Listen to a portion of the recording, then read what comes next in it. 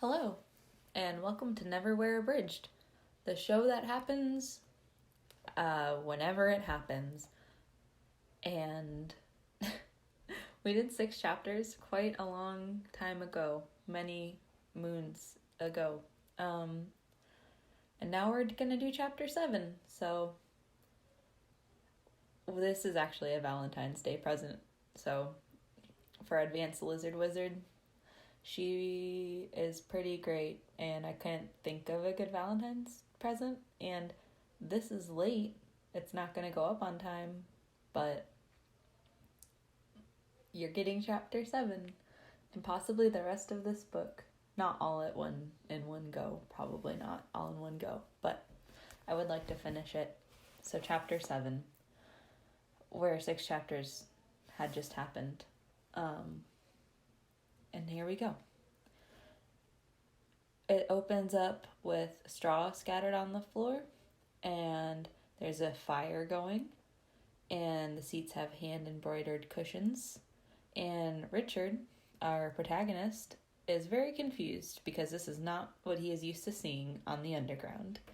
He is very much disconcerted at this sight. This is not typically what he would expect.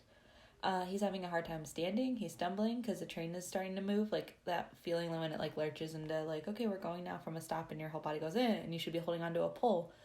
But he doesn't know where to hold on to because there's fucking shit like chickens going on. He doesn't understand what's happening. So, you'd reach out on the underground and grab a pole or like the edge of a seat or like your friend. But poor Richard. The closest person to him that he grabs onto to not fall down is just an old man. This old man that he's never met before. And yeah, that's how it is when you're Richard and you're trapped in a magical underground world that you don't understand.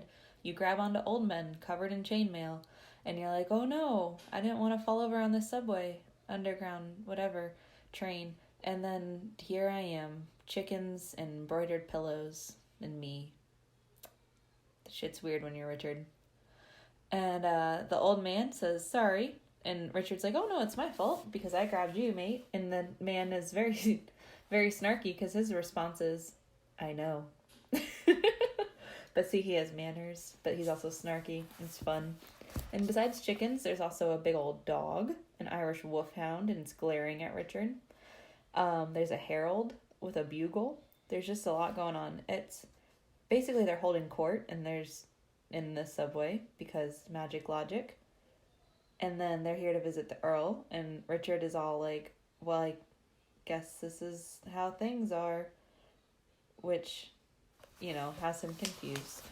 So, anyways, Dor comes forward because she's in charge, and she's saying, we seek an audience with the Earl, and the Earl is very dismissive and is like, who's this little girl? So the man that Richard grabbed onto, he's kind of like the go-between, so like Dor will say something, and then the old man will be like, oh, this is what she said to the Earl, and the Earl's like, oh, I didn't quite hear that, say it, nah. So it's kind of like a power play, and kind of just pretentious. And then Lady Dor announces the fact that she is Lady Dor, she's someone important, which again is kind of weird for Richard because like he doesn't understand this magical world he's been brought into, and he doesn't really get how important Dor is. Like he's been helping to help her be on the run, but he doesn't really understand all the goings on in the courts, and he's like us. He's finding this out as we go, which is why he's a protagonist. It's like the author was a good one. Jesus. Okay. So the Earl is very upset because Caraboss is here. So they've got some beef. The Earl's not cool with that.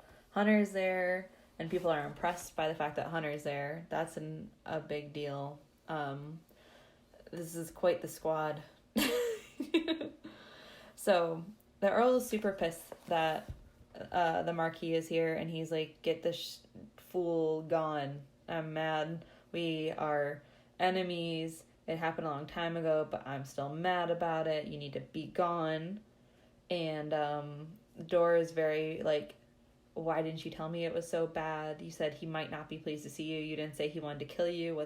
What the fuck, my friend, my mate. So, anyways, the Marquis has to leave. They want to kill him, but they're settling for him leaving. And they're like, the next time I see you, I'm gonna kill you, but for now you can go. So the Marquis leaves. So now it's Hunter and Dor and Richard. And now the Earl is like, sorry about that giant fit I just threw. You want to hang out with me? I should have some manners. Let's eat some dinner and drink some drink. And so they stop the train to get some chocolate. And this is all very, very weird. Like, because this is all from Richard's perspective. And he's like, this is so fucking weird. What even is my life? And then we're going to have a scene change. And now we're at Lear. Lear's coat still on the floor of the tunnel. Oh, yeah. So this is the guy, the Marquis gave him the magical bit to play. And he's like, don't overdo it or you'll be sorry. And, like, the people that he was playing the music to they're, like, manic. Like, this crowd is, like, they're kicking his coins and they're tearing the dollar bills. They're ripping the fabric of his coat. Like, Lear is crying. This massive mob is just, like, tearing at him. They're grabbing at him. They're destroying his stuff. And it's a small crowd of people. It says it's more than 20, less than 50, but it's enough of them that they're literally, like, pawing at him, knocking him into the wall. And, like, so this is, like, a horror movie scene. Like, he's just having this nightmare, and he's bawling and crying. And then the Marquis walks up and is like, I told you not to overuse my tune. And, like, this is, I mean, yes, he did say that, but come on, rub it in the kid's face this is not a kid. While he's being mobbed and his, like, head's being bashed against a wall really bad. And he's crying. But, so Lear's like, please help me. And then he's like, oh, there's a counter charm. And he's like, will you not toy with me? Like, I feel like I'm going to be ripped apart by, like, a crowd. Can we not do this? And the Marquis is like, I did warn you. Like, I told you this might happen. Like, that makes it better. But, I mean, it works out. He wants Lear to do him a favor. And Lear's like, was I lucky or did you set me up? And it's like, doesn't really matter. And the Marquis, I mean, he did, but whatever. So the Marquis needs him to do him a favor, and he's going to get his favor done. And then we're going to have another scene change. So back to Richard. And he's chilling on this magical train in this magical court eating Cadburys. So this is, which I love the delightful, like, everything was weird and magical and nonsensical. And then he's just eating something so banal and, like, common as Cadburys. But he's holding a large silver goblet ornamented with sapphires. So he's got this magical medieval goblet that's bedecked in jewels, and he's sipping Coke out of it. So he's drinking Coca-Cola, he's eating Cadburys, but he's surrounded by this court of magical people. Richard's got a very weird life, guys. And then the Dor wants help, and Earl is agreeing to help us, but we need to go have a private meeting. So they're all, like, eating together, and Dor and Richard and the Earl are going to have their own little private meeting in the library. So they file off into this other room. And then Hunter is going along too. And then the Earl clambers to his feet. Okay. So they're talking about the angel, Islington, and then Dor's dead dad, and they're talking about how do you get to the angel. So there's two ways you can go. You can go once by the quick way, and after that, after you use up your one quick way, you can never go that way again. You have to take the long way down, which is very dangerous. And then Dor is like, oh, what's the quick way? And then the Earl's like, oh, no, you can't use that. It's only good for Portico's family. And Dor is like, I am Portico's oldest daughter. I can't, like, that's me. I am his family. How do I get there? And then the Earl is like, this is when you realize he's kind of out of it. So he's like, oh, so you are Portico's daughter. How is your dad? And it's like, well, we came here because her dad was dead. Like, the story started with, like, Dor on the run. And, like, so the Earl's not all there in the head. And then she keeps kind of badgering him, like, how do I get to the angel? And he tells her to use the Angelus. And so, yeah, it's kind of disconcerting because this is supposed to be their big help, and he agreed to help them, and then you realize he's not all there. And then they gave the old guy that Richard was pawing at, it's not what he was doing, but you know who I mean, They give him a piece of paper. This is how you're going to find the angel, Islington. Best of luck. We're going to drop you off as close to where you need to be as we can.